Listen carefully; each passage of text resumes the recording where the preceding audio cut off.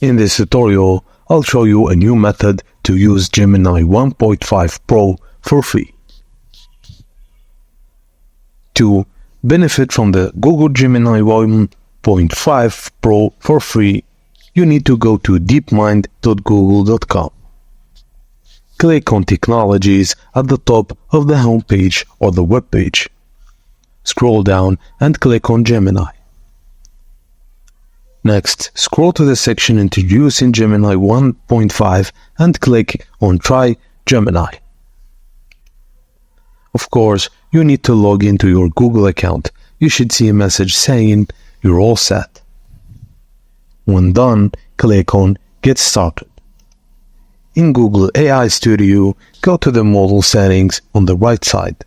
Ensure you have selected Gemini 1.5 Pro instead of Gemini 1 Pro. And that's it, guys. Thank you for watching, and please don't forget to like and subscribe for more.